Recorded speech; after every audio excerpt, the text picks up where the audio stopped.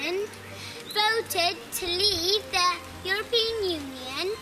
The Article 50 process is now underway, and in accordance with the wishes of the British people, the United Kingdom is leaving the European Union. This is an historic moment from which there can be no turning back. I have just chaired a meeting of the Cabinet where we agreed that the government should call a general election to be held on the 8th of June. On Wednesday 29th of March 2017, Theresa May's postman in Brussels hand-delivered a 6-page letter to Donald Tusk, the President of the European Council, triggering Article 50 of the Lisbon Treaty, starting the formal process for the UK exiting the European Union within 2 years' time, with the negotiations expected to begin during May following the conclusion of the French presidential elections. And then on the 18th of April, Theresa May surprised everyone by calling a Brexit snap UK general election to be held on the 8th of June 2017. And this really was a surprise to all, because previously she had repeatedly stated that she would not be calling an early general election. Instead, in a statement issued, made clear that a slender majority in the House of Commons was not large enough to secure a strong Brexit outcome for the United Kingdom. Clearly, Theresa May has calculated that this is the most opportune moment to take advantage of a crippled Labour Party that is still immersed within its own civil war, having lost 40 MPs to the SNP in Scotland. Then there are UKIP, who are literally imploding without purpose following the triggering of Article 50. All of which is manifesting in a landslide generating poll lead of over 20% over Labour. So at this very early stage, probability strongly favours a Conservative strong election victory on June the 8th. Therefore, in this series of 10 videos that aim to map out the dynamics of the Brexit war that is set to unfold between the UK and the European Union, and what actions the UK needs to take to ensure victory in this Brexit war, including what game theory suggests the UK should do virtually immediately following the outcome of the June 8th general election. So do subscribe to this YouTube channel for forthcoming videos in this in-depth series in the run-up to the June 8th UK general election. The starting point for this analysis is the triggering of Article 50. Where of note in Theresa May's letter was that while she mentioned trade 6 times, she mentioned security 11 times, effectively sending an early warning to the European Union of threats it faces from the likes of Tsar Putin's Russia, and should not risk jeopardizing Britain's key role in securing Europe's borders via its extensive security, military and intelligence apparatus that Britain operates to secure the European Union's eastern and southern borders. An EU hardline on trade would prompt the UK to scale back on the defence of Europe, so that the European nations pick up the bill for defending Europe rather than Britain and the United States.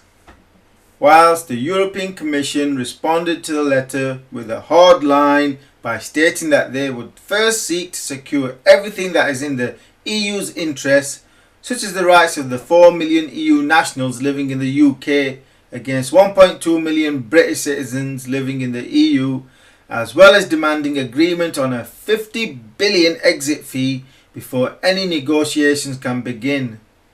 Therefore, immediately began by blackmailing Britain, which acts as a warning shot across the bows of any other EU states that may be contemplating breaking free from the European Union superstate.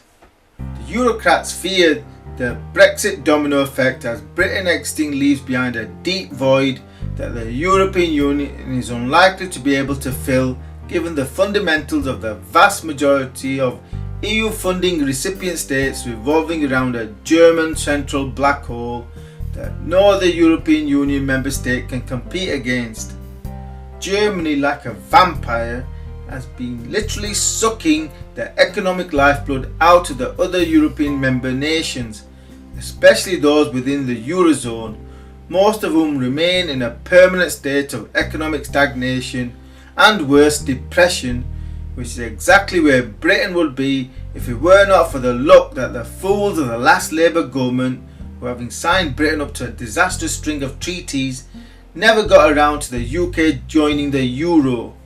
Apparently it was always on Tony Blair's agenda to mastermind a referendum in favour of Britain joining the Euro sometime between 2003 and 2004,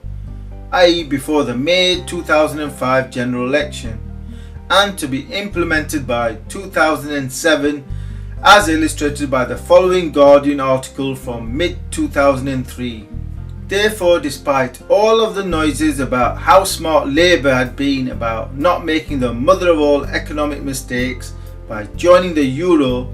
the truth is that it was sheer luck that Britain did not join the Euro before the financial crisis started to break late 2007.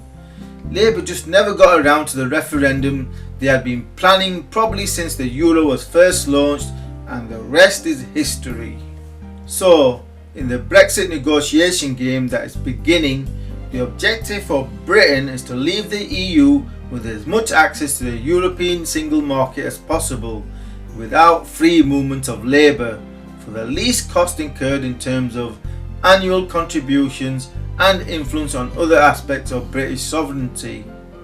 Whilst for the European Union, the primary objective is to prevent Brexit triggering a domino collapse of the European Union, by prompting other member states to decide to follow Britain's lead and gain freedom from a dictatorial, centralised European superstate, as EC President Jean-Claude Juncker stated, "I don't want others to take the same avenue, because just suppose for 1 second that others would leave, 2, 3, 4, 5, that would be the end."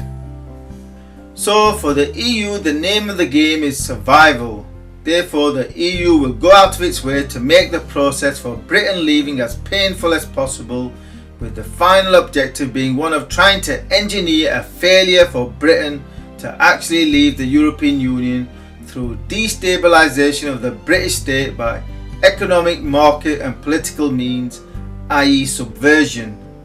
Therefore, the problem at the core of the Brexit game is that both sides are playing a different game. Britain wants access to the EU market at very limited cost, whilst the EU wants Brexit to fail so that the EU does not implode.